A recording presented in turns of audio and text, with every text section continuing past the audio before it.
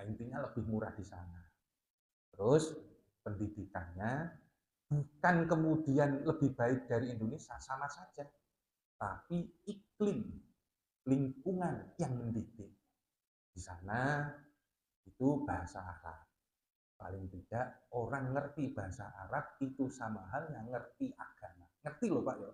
Bukan kemudian melakukan, bukan, itu beda lagi. Ngerti bahasa Arab, bisa baca teks Arab, bisa baca kitab, nah itu pulang insya Allah jadi ulama. Kan kalau nggak jadi tukang travel.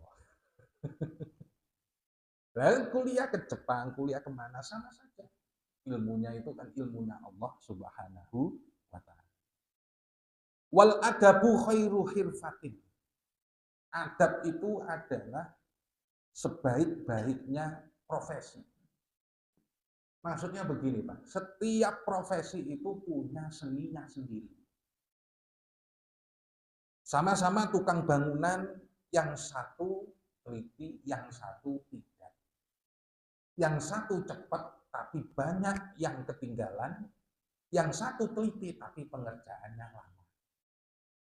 Loh, orang yang beradab itu mampu menerapkan ad-diqqah fit tafkir wasul'a fit tanfid.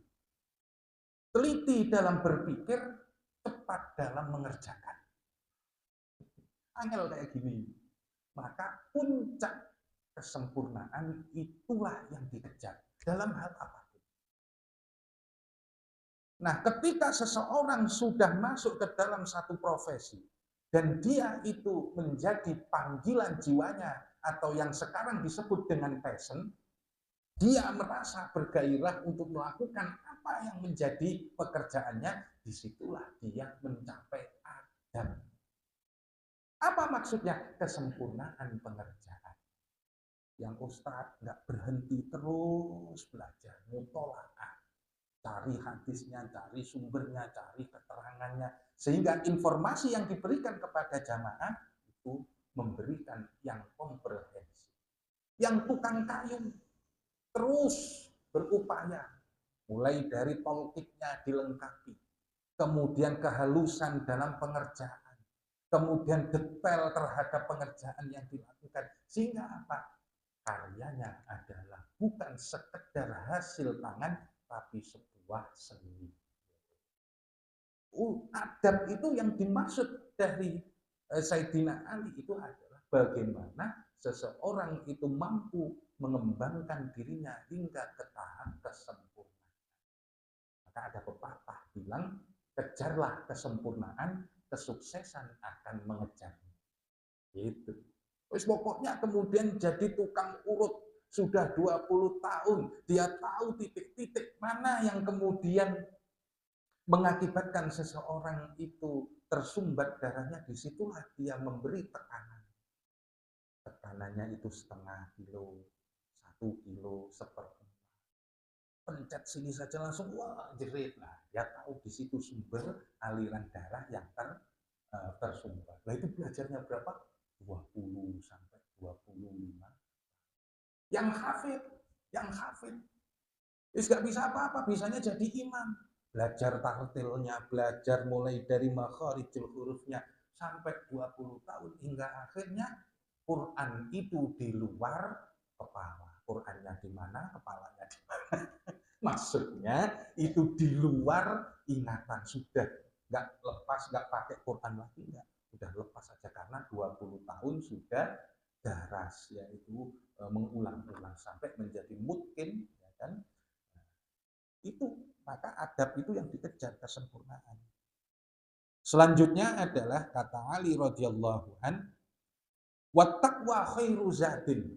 Takwa itu sebaik-baiknya bekal. Bekal apa? Bekal hidup.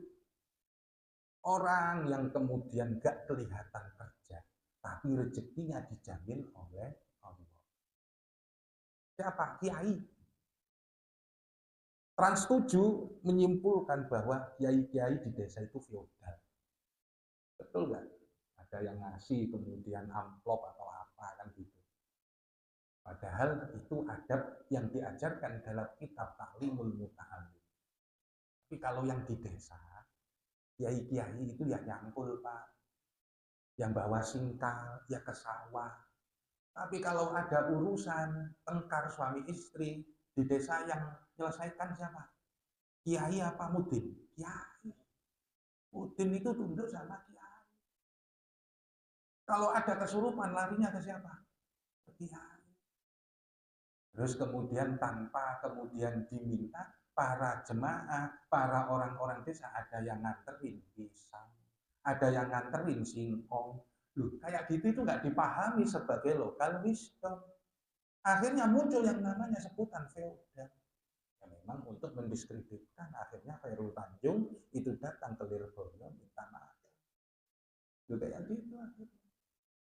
Lalu apa yang kemudian dimaksudkan di sini adalah bahwa takwa itulah yang dikerjakan kiai. Kerjanya enggak begitu, tapi kemudian datang banyak memberi pertolongan. Apa? Nasihat.